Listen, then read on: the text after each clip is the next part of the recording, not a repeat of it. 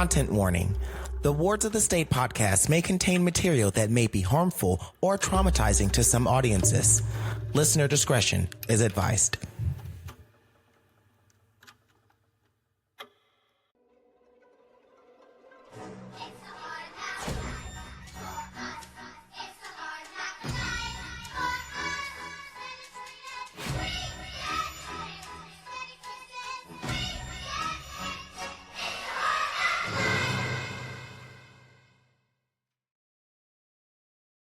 Hello, Light Shiners. Welcome back to another episode of Wards of the State podcast. We are getting so close to 100 episodes, y'all. It has been 5 years, going on 5 years. Just July will be 4 years. We'll be at 4 years. It's been a wonderful, wonderful journey, and we've continued to provide you guys with weekly episodes of lived experiences from all different types of external childcare, from adoption to kinship to guardianship to we even had some crown wards across the pond give their experiences. I also want to thank a lot of the birth parents. Right now, there's a whole conversation surrounding birth parents. Should they be included in the conversation of reform?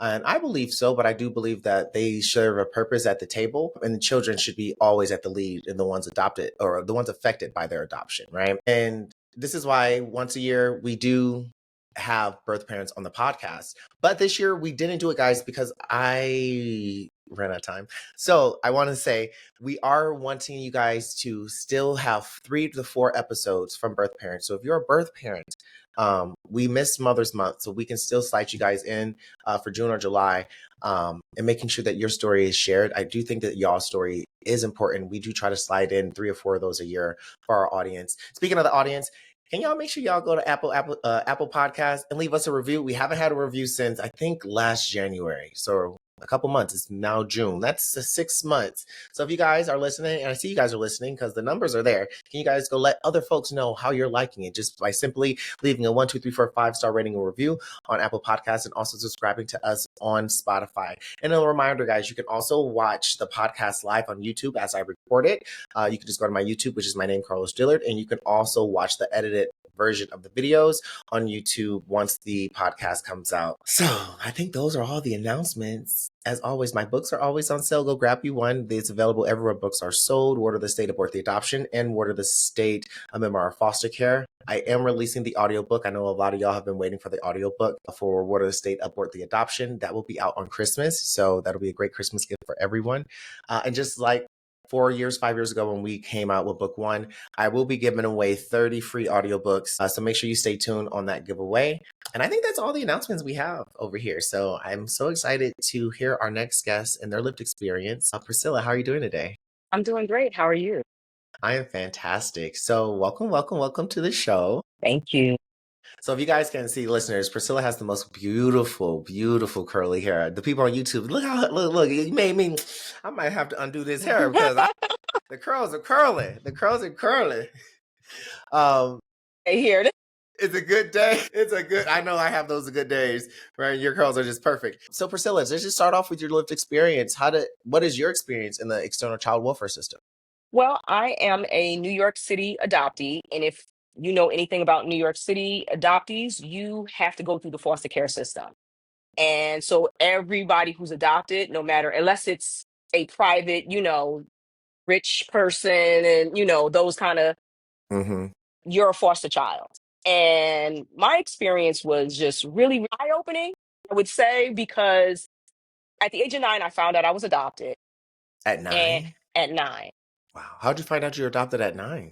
My adopted mother, we were driving in a car going to the mall, Green Acres Mall, which is now shutting down in Valley Stream, New York. And on the news, car radio, it was adopted dog from North Shore Animal League. And, me, a child, I'm like, how do we get this dog? What is adoption? And my mom was like, well, adoption is when you animal, and she was trying to describe the dog at the time can't take care of it. So somebody brought it in so somebody can adopt it and take care of it. And I was like, and she's like, well, you're adopted. That's just how she said it. And that's how I guess in that moment she realized she was wrong, and it never resolved after that. It was just something like it was just there. We went shopping that day, and that is now a trigger as we talk about childhood things. People cannot buy me things now because in my mind, you are trying to make up for something that you have done. And that's nothing to that person. That's my unhealed trauma from that day. I know, sometimes people don't know it and I know it, but I like to tell people, don't buy me gifts. That's not how you get me because that's never going to heal. I always think, what you got behind that gift? Yeah. So years coming up, I used to always tell people I was adopted after that. And I guess to my mom's, And your parents are Black, I'm assuming. yes, they are. Okay. So I was like, how did you, hopefully it wasn't transracial adoption. Right. Like I am very different than everybody in my family, but I didn't think I was adopted until that day. So I would tell anybody who would listen, I'm adopted. Like we'll go to family reunions and I'm like, they're not my parents. And my cousins would be like, get out of here. Like people think I was crazy for a very long time because this is 1978. So they thought my mother was pregnant. Everybody had this, no, I seen your mother pregnant. I don't know what y'all were looking at, but I know the story. Yeah. So that's how I found out. It wasn't until I was 18 and I got a lawyer, I figured out how the adoption system worked. Because I wanted to find I always face searched. And in New York, that's a horrible thing because you see millions of people every day. But I used to ride the trains and look around and see if I can see somebody who even looks like me. Yeah. So were you in foster care as an infant? That's why you don't remember being home? Like, how did you not remember that you were a So foster youth? according to them, I was adopted the next day. My mother was 15, my father was 17. The day after she gave birth, they took me home and I was adopted. When I started going through my paperwork, That's not the legal process. It takes 6 to 12 months. right. And my parents that adopted me were getting paid up until my 18th birthday. You don't get paid if you Well, adopted that's not true. It depends. foster adoption. If you're foster adoption, Yeah. you can get paid. But in New York law, once you have an adoption and Uh-huh. I have They a birth don't certificate, offer any stipends. no, the stipend stop. You left foster care behind. Mm-hmm. You have now adopted that as your child. So that So I do know some cases if you're like medically fragile or if you have like mental issues, they'll give you money, stipends, yeah. but not, yeah, were you just in foster care the whole time? So that's what my lawyer said it looks like, and that's what gets the paperwork. So in New York, you don't ever see that paperwork. Mm-mm. Once you're adopted, It's sealed forever. sealed forever, Well, you're like never, 99 years. and put away to Iron Mountain and never seen again. I have my adoption paperwork. Does it And say that, adoption on it? no. So, That's your foster care paperwork. hello, but it's in the adoption. Hello, but it's in the adoption. My parents have no record of my adoption. They have a birth certificate and a social security card. They don't have And anything. your name, their name is not on your birth certificate. Yes, it is. How did they do that? I don't know because I have my mom's original birth certificate with her name on there. So how did they get another birth certificate with your name on? They said that's who, yeah. So it's like multiple layers. And then my birth mother remembers a rich couple was supposed to get me. My adopted father remembers a rich couple was supposed to get me because he said he got into it with the gentleman the day they Mm-hmm. came and got me. And those people are nowhere on my paperwork. But then my birth father Oh, you broke never, up. oh, I'm sorry. Hello? There you go. You said they're not on your paperwork? They're not on my paperwork. And then also, my father never signed a surrender. I was supposed to go to my father and his family, according to him, when I found him. Your biological father. So was he not aware that you were being born? Why wasn't he at the hospital? He was aware I was being born. My mom was 15, and they sent her to live in a maternity home in Wow. Manhattan. They made up a lie that my father attacked her and that he was a vicious individual. So, and that he was going to the military and he didn't want anything to do with me. Mm. My father and his family remembers them coming to the house, his sister being pregnant at the time, Him, his mother, and his other two sisters were like, yes, we'll take the baby, we'll raise her. Well, raise the baby, because they didn't know at the time. And the lady, the social worker, was like, oh, this is perfect, wrote it down and never came back. So they waited the 9 months and they expected somebody should be dropping you off. My father said he saw my mother at the corner store and said, oh, I gave our baby up for adoption. And my dad said he lost it because he was like, he was ready. He was ready to have a child. He was ready for this experience. His family prepared for this experience for For me and them. yeah. And his rights were violated because like I said, I have our paperwork. He never signed a letter of surrender. So natural law I should have been raised by my father and his family instead of put into the system. Yeah. Yeah. Because somebody got paid. And if there was a rich couple that's on nobody's paperwork that was there to obtain me that day, Hmm. where was that money? Was that? And the more I researched, the more I kept finding the same lawyer that signed papers, not only for me, but several other people that were looking for their, biological parent around that time. And I was just like, Wow. why would you be on at least 10 of our paperwork? And everyone is from that same maternity home. They're, wayward girls, girls that were prostitutes, girls that were already in foster care, throwaway girls. Mm. You're taking their babies. And selling them. Yeah, basically. And then you're selling them, and that's the bigger part that I have a problem with. You're selling them to psychopaths, sociopaths. How did they get you on the foster care system then, though? I'm in there. This When is. I I couldn't, need to see this case low. I need to see this case. I couldn't. So when I applied years ago, you apply for a city job. I saw it. I said it was ACS. You could be there as a clerk. I was like, perfect. I Hmm. applied. I heard right back from HR, you can never work here Why not? because I'm in the system, and they never want me accessing, like putting my social in Hmm. and seeing my paperwork. She said, I would never work there. Mm. And she was like, you can work anywhere else in the New York, but they would never hire you in this office because they know you're a foster child. Mm. And I was just like, but if I know and there's something with my case. And it's the bigger part was my father never signed a letter of surrender. That's illegal. Either Yeah. way, my adoption, them putting And me in foster care.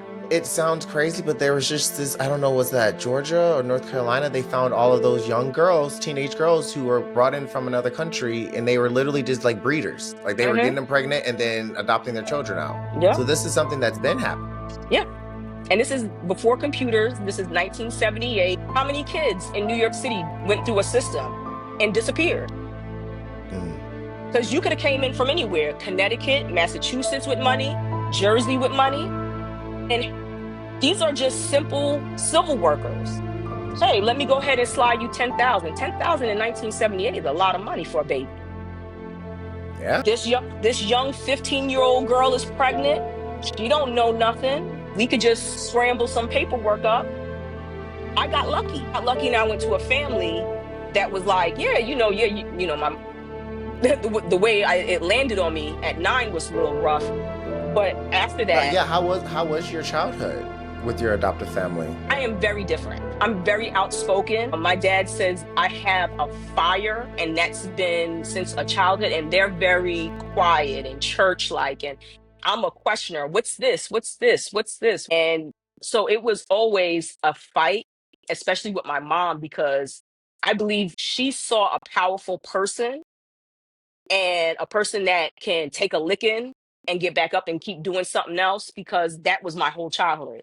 Was not from them, but from outside sources. Things would happen and it would be like, all right, well, this is the next day, and I would keep going. But they didn't know how to handle a teenager that was battling with her own identity, who was battling with being adopted, who didn't know where she came from, what people really don't know, that really isolates you from people when you don't know where you come from, good, bad, or indifferent. You don't know who you are, but you got to present to other people, and you got to present in perfection, because I couldn't be I was their baby girl. So I was always on a level that I could never have that crack. So secretly, I would always have a double life. When I realized at 14 that I could hide things from them and be a different person, I did. And I started to break away from the family. So much so at 16, I got my own place and left. And I never went back. Well, I got pregnant uh, in my 20s and went back, had my baby and then left again. But I never went back because I didn't feel a connection. And to this day, and I hate to say it because whoever sees it's hard. I just don't understand why. They raised me from birth. Why don't I have that connection? Because it's just natural. Even because, and if they raise you from birth, it doesn't mean that you're going to connect. And I think a lot of adoptive parents need to realize that. Like, but that's part of adoption. They did the best. They gave you a good, stable life, right? And Yeah, that's all they were supposed to give you. This connection, if it happens, that's beautiful. But that's like meeting your first boyfriend you ever met and then thinking you're gonna be connected forever with them. true. That's literally insane. That's literally insane. Because I've been to therapy for many years, kind of battling this. And I have told my therapist that I have a weird connection where I have a loyalty.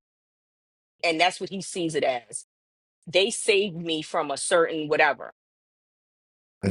an unknown. And in my mind, I owe that back. So anything that comes up that gives us friction, I'll put it to the back of my mind, or I won't talk about it, or I'll bury it, and I'll be their child and step up and do things and just blindly do that and never address my feelings until one day it actually bubbled up and it was like spilled out. And my dad was like, he didn't even know what to do with it. It was so much. And it was just years of, I look the other way, I don't say anything, and I feel that you house, you clothe, and brothers and sisters of foster care and adoption. So, you make these connections when you talk to people and you hear their stories and you go, yeah, I was too. And they become your family outside of your family.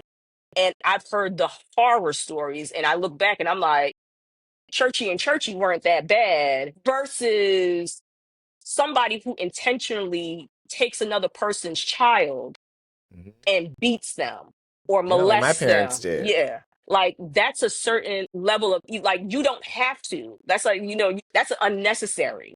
Hmm. So if you're born to a psychopath, that's if you go out and you hunt and the fact that you went and signed paperwork and was like, yeah, and presented. And that's why monitoring and stringent psychological evaluations. We need to get away from this tip tap.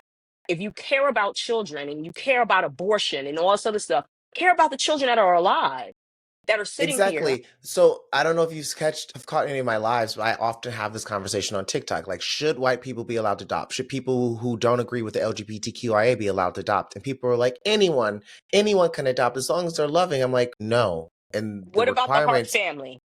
Those women who adopted those 8 African American children who went from state to state, Hmm. defrauding multiple states, where Hmm. multiple people complained about them, complained that those children were being mistreated, and sat there and said, those people say one thing to the social worker, but behind closed doors, they're like, oh, these beep, beep, beep, beep, beep, beep, beep. And nobody said a word. And these children wind up suffering the ultimate suffering.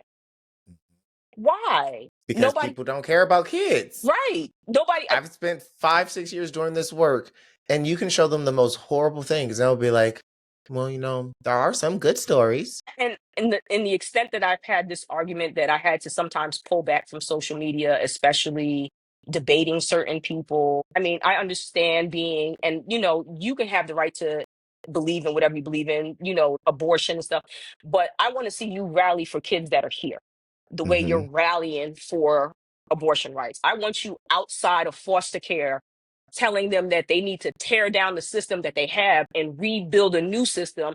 And let's take a look Hmm. at these parents and let's take a look at these kids and let's take a look at these So complaints. what are some reform that you can see as far as the background process? What are some things that you think that they should encourage or like do? So if we start doing like a PCL monitoring psych evaluation, that takes out 25% of people who are just there for monetary reasons. It picks up on certain psychological behaviors that are not You aligning said with you said a PCL. PCLR or PCLK. It's What does that stand for? that's for psych. I have to relook it up because I'm on my phone. I'm so sorry. Uh, it's A psychology test. Yeah. Okay, so I'm seeing So it this here. way, it's a more in depth than what So it's is. the hair psychology checklist revised. It's a psychological assessment tool used to assess the presence and intent or an extent of psychopathy in individuals, particularly those within the criminal justice. Okay, yeah. So they just making sure people is sane. Right. That you have a level of capacity to take care of a child, that you don't have a depraved indifference And I that think a show. test like that would also pick up on people who are just doing it for infertility. Because Yes. even as a person who advocates, I pick up on it because they'll say, I wanted a child so bad, but I was infertile, but I'm going to go adopt, and I'm so happy. And I'm like, okay, and then we'll talk, and it keeps going back to, well, why are you adopting? Well, I'm infertile, but why are you adopting? Because I want a baby. But why are you adopting? Because I want a baby. And I'm like, so you don't want to help a child. You want your own child. So what if this child is nothing like you? Which it won't be. This child's And that's where totally we get different. into problem. Yeah. Yeah. Yeah. Because So I I even mean, think that that needs to be looked at. that is definitely would be need, like, conversations need to be deeper. And Hmm. the other bigger part is the social workers are not paid enough.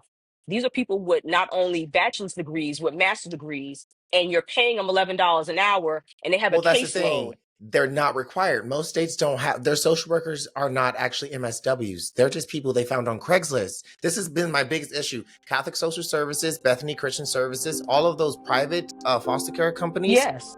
they don't have to have degrees. They just train them. They get on the job training. These are people who literally they make $15 to $25 an hour. And I know this because I work with them. They don't have any Wow. childhood training. They didn't go to school for early childhood development. They definitely didn't go to school for social work. And I'm not saying that all of them are bad, because there are some people who are just really good at their job because they're good Yeah. humans and they're good at picking up. But I do think that there should be a little bit more training. Yeah.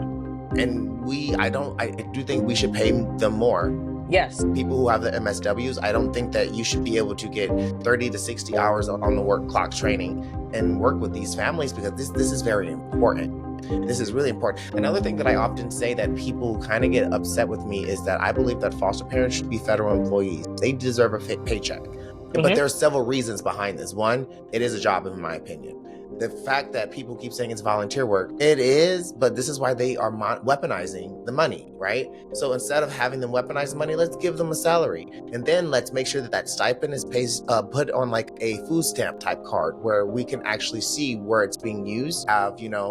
We have the accounting department that look over it, making sure they can get audited. So if you went and bought, I don't know, a car or something on there when you weren't supposed to, you're going to have to pay the federal government back. And there's actually federal laws. If you break a federal law, you're going to federal prison, right?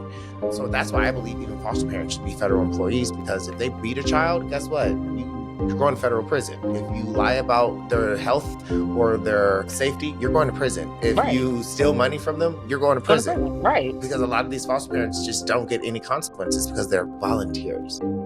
And my parents continued after I aged and moved out of the house. They continued to be foster parents up until their 70s, where they were part of an emergency batch where kids were pulled from another foster care. They would get the call in the middle of the night, can you take care of this child? And they would drop that child off immediately to my parents. So that's not a volunteer when you're in your 60s and 70s to get a call in the middle of the night to get this baby that's been burnt or beaten or, whatever. And you got it now. And my mom, like, she cares for these children. Like, she sat here, whatever happened, she made sure they were fed, they went to school, that they were loved, that if this was their last home, this was the home that they remembered. And she has pictures of all our, all these children. So she's the one I know. Yes. Why does she have, and she used to get the, oh, we have to go ahead and recertify. And why is everybody getting the same stuff? Probably Everybody get, not. because they used to go in every year, have to show paperwork when the last time I lived there, when the last time my daughter visited. And Wow. yeah, That's like, crazy. so they used to come in with paperwork all the time, visits from the social worker to see how their house was kept. And my mom, old school New York, that thing, white glove clean. She got So she got plastic on the couch still. white glove clean. You don't live in the living room, you live in the kitchen. Go sit in the kitchen. Yeah. So never anything wrong up until their 70s. Like they had to be forced to not take any more children. They had to be forced. I had to sign paperwork and I was like, you're now too old. You have to take care of yourself. And I really have to think, I don't want you falling asleep and this kid's running around. And so you done, and I You done understand the held one, enough kids. yeah, there's so many kids that have come through. And I'm just like, I can never turn my back. And they're like a really big reason why I can never turn my back on anybody and why I I fight love hard that. today because they've never turned their back. In the 1970s, two black people decided to adopt a child, for no reason other than because they had my brother. I have an older Hmm. brother. So it was just like, there's somebody in need. And they were in the foster care system. So it's not Mm. like they just wanted, to fill a need from themselves. My Yeah. mom always, there's so many people out there that need help. There's so many people that doesn't, the voice of the voiceless. And that's Yeah. one thing I guess I can find a commonality with because my voice is big enough where I can be the voice of the voiceless. So I see adoption and foster care as my soapbox because stuff does Hmm. have to change because there's so many kids that go through the system. And now we have people violating laws, taking kids out of foster care and deporting them. And that's not a first. It's just now a known that's been known for how long that kids have disappeared in foster care. And that's something that needs to be investigated, reevaluated, and really looked at because we're here for the kids. And Absolutely. if we can't, this produces a problem further down the line that we now turn our backs on. When that kid ages out and is in a group home or is homeless on the street, it's an automatic turn to the back. Nobody wants to deal with anybody homeless. Nobody cares why you're homeless. You don't care that this kid came through a horrible situation in a foster care system that should have been advocating for him. And now you have a homeless teenager with no guidance, living by whatever they know on the streets, and you're turning your back and he's seeing society or she's seeing society always with the back to what do you expect mentally, what do you expect this person to have? And I just want people to see the trickle effect. Yes, it starts at birth, but it doesn't end there. Let's stop thinking about just abortion. Let's think about, okay, this person did the right thing, gave this baby up. What do we do after that? Protect that Well, child. we got the first step to protect the child is we got to change the legal process. We Yeah, shouldn't be changing birth certificates. We yeah. shouldn't be changing identities. Adoption in the United States needs to resemble something like guardianship, or even it can expire at 18 if the adoptee wants to, right? So I think that's a huge first step. Mhm. But I do think, and that's why a lot of people, when they come to my platform, they think that I'm like anti-adoption. I'm not. I just think that we can't continue the same process while there's so many issues, right? That's like trying to put out a fire while there's gasoline still going. Babes, let's stop the gasoline first Mhm. and then we can put out the fire, right? But in the same hand, like you said, to do this, a lot of policy changes needs to start happening. A lot of laws need to start happening. More people need to understand how the process actually works. And that's one thing that I try to do every day is just like ask people, do you know how the legal process is working? Do you know about foster care? Do you know the money that's involved? And a lot of people just don't because, adoption is beautiful. And Yeah. when we just have a monolithic idea about something, we don't really care, right? Hmm. And once you start, and getting more information and looking at the statistics and looking at what's happening to adoptees and the mental health crisis that they're having, the addiction crisis that they're having, this weird connection between, I don't know, I went down this rabbit hole like 2 years ago. Most serial killers are adopted, which I just think it's fascinating. Or even men and women. Irene, what was it? She was adopted. Yep. It's a Ed disconnect. Bundy Yeah, adopted. they was like it's the disconnect They're from all adopted. yeah. They're all the These clown adopted. it's something things like this need to be researched to see why. Is it Mm-hmm. environment? Is it, something with that original the birth parent? They never got Mm-hmm. with my birth record, they never got any medical information from my mother. My mother died Mm. 90 days after I met her. She battled 3 different cancers from the My age of goodness. 18 to 48. That's something that you need to know. A gen mark for me because now I had to go get tested to make So sure. how did you reunite with her? So I wind up looking for her through New York had birth index. And a Mm. friend of mine told me about the birth index. And at that time, it was available where you could just walk in and go look at them. They're not now, interesting enough. And you could just look at your year, and the last, I think, 4 of your birth certificate number is the same as your adoption number. They only changed the first batch of numbers, which I thought was weird. So you literally had to go through the book, and it's very small type, and look for that number. So I was the second book, 20 pages from the last page.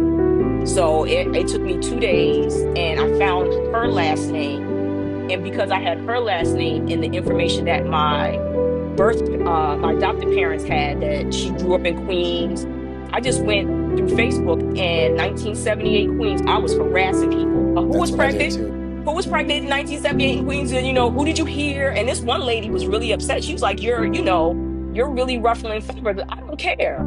Yep. Honestly, I understand that y'all make mistakes, but you have to realize that that is a lifetime. There's a child out there.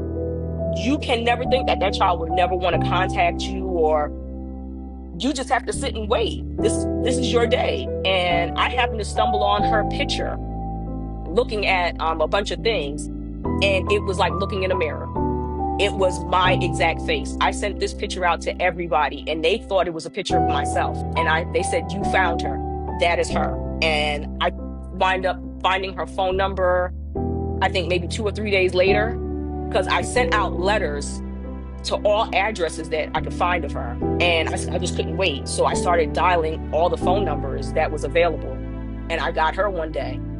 And Wow. she sounded mean. I just let it all out. I said, "Listen, this is who I am. Are you my mother?" And she said, "I've been waiting for this call for 33, at the time I was 33, for 33 years. So when we reconnected, she told me that she only has little time left, that she was already 8 months into a six-month death sentence. They told her she was going to die 6 months ago. So I rushed back to New York, and I saw her. She was 80 pounds, maybe. And I knew I just had to gather information. I had to gather as much information as I could, because I could hope, I could wish, I could pray, but I saw her. And when I met my dad, and being how horrible the story is on his end, he was like, it was still closure. As bad as it was, as bad as it seeing her die, because even when she was dying, she fell into a coma after Thanksgiving, 2 days before my birthday. I stayed in the hospital with her the whole entire time. 2 days after my birthday, we finally cut the machines off. So about 4 days in the hospital. And I just talked to her the whole time. Just watched TV and mourned, because even though what she did was horrible at the age of 15, and she carried that up until, her death, I had to mourn her because she was my mother. And she made a mistake. And that was it. I couldn't beat her upside the head. She made a mistake. Either and this is what I do believe, she let that system tell her what to do. That adult social worker told her this is what she needed to say, this is what she needed to do, because there was no way she was in love with my father and made up a lie. Her back was against the wall. She was a 15-year-old foster child herself. She did whatever she had to do. And that's what I mean. They manipulated a 15-year-old girl to lie, to To get destroy what they my want. father's life. Yeah, to destroy my father's life. Because then she went back to the neighborhood and told that same lie. Because she had to. Because you can't, where's the baby? That's what everybody's going to ask you. Where's the baby? Oddly enough, my sister was born the October after I was born to his best friend. So it's just an adult manipulated a child and she became a manipulator and just started that because she wasn't like that before. She was, Did she keep your sister? yeah. Crazy. Because if it was all of that, like she couldn't, because they were trying to say that she was a child of a foster care child, so she couldn't keep me. No, that's not what it was. Because my sister came literally the October after me, and she stayed and was treated like a princess. So what was the difference? The money. No, that money. Yeah, I was gonna say The somebody money. had to get paid. There was no difference other than the money, and that's all I can find as the commonality between my case. I say this all the time. Follow the money. It's the money. Follow the money. Rich family, all of a sudden, my parents, it's not an actual adoption because they believed up until the day I told them. I said, you illegally adopted me. And they were like, are you serious? I'm like, you don't adopt somebody the next day. You go to a court. You speak to a judge. If none of that happened, I'm not adopted. They just changed the birth certificate and gave it to you. They just gave you a social security card with my name and just gave it to you. And then when I started working in the federal government, I got questioned a lot because I have two names to one social security card because they never shut one off. It was just a name change. Yep. Yeah. That's crazy. Yep. And that's how I knew. They were like, you have another name. I'm like, oh yeah, I know, da da da da da. And they're like this. Okay. That's not what that means. Wow. So yeah, that's my story. And that was in the 70s. And that's still happening. Priscilla. Yeah. When's your book coming out? I wrote it. It's in like notebooks. I've cried over it because it gets really deep, especially with my dad. I've known my dad for at least 4 years as a teenager, and we didn't know that we were father-daughter. He used to see me. Goodness. I grew up 5 minutes away from him. Wow. And when I met him, I literally walked to his house and told him, like, I had a boyfriend that lived up the block, so I used to pass his house. There was a store that he used to work at as a child that was like a gaming store that I used to come into when I was a teenager. And he said, I remember used to seeing you for at least 2 to 3 years, and I used to curse you out because I have my mother's face. And he used to torment me. Like, I used to hate going in the store, and I'm an original anime kid. He knew you were... No, he just thought I was a kid that just happened to have her face. He didn't know I was his daughter. He never knew. So when I showed up at his house, I was in my 40s, and he saw my face, and he just was like, you were the kid. You were the kid from the store. And I had to call like people from high school who I used to hang out with, who I didn't speak to in years. It's like, remember the skinny guy that used to draw? Because my dad can draw like the wind blows. He can draw your face, and he's a natural artist. So he used to work in this store, and he hated to see me coming.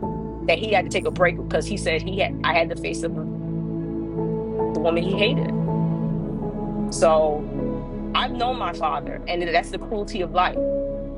That is cruel. That I've seen him when I was a teenager for multiple years, that I've lived in walking distance from him, that I've had multiple friends live around where he lives. I've passed him on the streets, and he passed away during COVID in 2020. Sorry to hear that. And thank you. And that was hard. That I took like really, really hard. And I was really mad at the New York system because I felt like they took my dad away. And they took what he should have, raised his daughter, because he wanted to raise an artist. He wanted to raise a kid in his light, and he never wanted to go to the military. He's a like he said, I'm a pot smoking artist. He was like, they lied. They lie. And that's what angers me about the system, because you had somebody there. And we always talk about, oh, fathers never step up. He did. Him and his family did. Yeah. And they lied. And you wanted the money so bad that you would destroy this man. Because it did. It destroyed him. He lived alone for his whole life. He died alone because he didn't Did he trust. ever have any other children? Yes, he did. He had 3 sons. And I was told by the New York system, I can't find my brothers because there's no way to prove that they're my brothers. Yes. Wow. He had given me their names, but it's like a fight. And if you have knocked on as many doors as I've knocked on, and it takes from you, and you try to recover, and it takes from you, and then you try to recover, and then you have 2 deceased birth parents, and you're in your 40s now, and you go to doctors, and it takes from you. I want to find my brothers, but in the back of my mind, I don't know what I'm looking for. And I don't know what I'm going to get, because I don't know what experience they have had. And I don't know if I can internalize and save them, because I feel like sometimes I'm drowning with the things that I see just from strangers. I just recently, my brother, we reunited, like officially, because he got out of prison, and he asked that he could move in. And it's something to try to help your family. Long story short, he stayed here for 47 days. I tried to help. He decided that it was too hard. He said life is too hard doing it the right way. And it was just so hurtful, because like I had that question, like, what was I hoping for? Right? Like, I was truly hoping that like we could help you better your life. But the system has just institutionalized him so much, where it's just like he can't do anything without the help of a system. And it's crazy that they can continue to do this. And it's not just him. I see this in my work too. These kids, they don't have a high school diploma. They don't have any education. They don't have driver's license. They've never had a bank account. Then they go from foster care to troubled teen institution to juvenile to prison. And then you get out at 30, 40 years old, and you're like, you have nothing. What do you do? What do you do? And then it kind of makes me have like survivor's guilt almost. Like, one thing about reunification, I loved reuniting with both sides of my family, but like one thing that it really hurts is that like I really do see that like, hey, I had a bad childhood. Like, my adoptive parents did not do great by me. But something happened there, because I chose a different path. Even going through the horribleness that I went through my adoption, I still chose a different path. And it just gets me frustrated, because they say, oh, it was easier for you. And I'm like, it honestly wasn't. Yeah. It was actually, I feel like it was harder because I was alone. At least you guys had each other in the hood. Yeah. But I had no one in a small white town. And then I was abandoned at 15 years old. And like you, like had my own apartment at 17, and having to deal with being human trafficked, and having to deal, like, not trusting every adult, because some adults, like, how do you trust an adult after they've trafficked you? Right. And it's just really, really hard. But reunification, sometimes, like you said, it's like, what are you expecting? So I always used to like push people like, you reunify. But now I'm just like, girl, take your time and do it on your own. Because but the also fantasy in your head is not going to be it. Never. But on the same token, on the flip side, other side of the coin, time is not promised to nobody, as you know. So if you feel it in your heart, just don't go in with like, these fantasies going with reality. They may be great. They may be crackheads. Who knows? Right? Like, who knows? Hey, sis, let me borrow 50 cents. You got a single cigarette? You got something from the corner store, right? Them earrings is nice. Right? You meet your brother, you missing your whole jewelry set. But no. But they might be fantastic people. My husband met his dad through ancestry. He never knew who his father was. His dad is amazing. He looks just like the picture thing that you said. My husband never looked like anyone in his family, because like he knew his mom, but like he kind of looked like his grandma a little bit, but like not somewhere you're like, that's your family. When we found his dad and through our genealogist, and they sent us the first photos, I was like, he looked just like my husband did in college. I was like, that's without a doubt. Like, that's your dad. Right? And then it was crazy. He had a half brother who was also, we called him the bastard because his dad was a Rolling Stone. He had his 5 children with his wife. And so far they've had two have popped up through Ancestry the last 20 years. So his other bastard brother and then Christopher popped up this year. So we don't know how many more are going to pop up. But they seem to be popping up. And Chris and his bastard brothers look like twins. And they're only like 6 months apart. And they look exactly like twins. I was like, genetics is crazy, yo. Like, genetics is crazy. And the funny thing is, his other children don't look as much like him. They look more like their mom. Because those women were thinking about him. That's why. Those bastards look just like him. The women were thinking about him. They was like, when is he going to come back by? When is he going to come help take care of these kids? That woman wasn't thinking about him. He there every day. Right? But his reunification has been beautiful. They're like a traditional old Black family. They have a family reunion every year. He's still with his wife. I feel like it's like so awesome. I'm like, oh, hi, Miss Cynthia. How you doing? Like, she like this. She always reminds me. She was like, Karlos, we were separated at that time. I said, okay. Whatever. I said, okay, girl. It's a lot of separation. I said, 2 came up. Oh, ain't no way. But it ain't my business. You know? But I'm just so happy that he has like his family. So it does work out sometimes. And he has his brothers and his siblings, and they're amazing. And they all love each other and they've accepted him. And it's just beautiful. It really is. So like you said, it could be mine. It could be, we don't know. Yeah. But I think it's worth giving yourself a shot. Right. When you feel ready and when you feel healed, right, to do so. Priscilla, thank you so much for coming on the Wards of the State podcast. I ask every guest at the end of the show, what's one piece of advice that you would give a foster youth or an adoptee that would have a similar experience as you? What's one piece of advice you would give them? Be honest with yourself. If adoption is what you want, do the research, but not on the child, but do the research on yourself. Are you ready to take in a foster child? Are you ready to take in to be an adoptee parent, and not just on the surface for, Instagram likes, for your pictures, but through the tough times, because a lot of these children come with problems, and we need that, strong individual to sometimes put themselves aside and pour into these children like you would pour into your own child. Advice that I have, if you're going to do this, really research and think, am I going to treat this child the way I would treat my natural child? If my natural child called me up and they said they murdered somebody and don't say nothing, and I don't say nothing, am I going to treat this child the same exact way? Or am I going to be like, oh, that ain't my kid, I'm about to tell on her? Then that's not the child, then that's not the situation for you. Because that's the difference. I love that. Well, Priscilla, thank you so much for coming on the show. And light shiners, like I said, always shine your light. That's my slogan, because you never know who you might inspire. You definitely inspired me. You know, you have a light and like a hope. And like your dad was right, a fire, right? A fire. I can feel it, right? I can feel it. So I appreciate you coming on and sharing your fire with us. And light shiners, until next time, always shine your light. Thank you. Awesome. Well, thank you so much, Priscilla.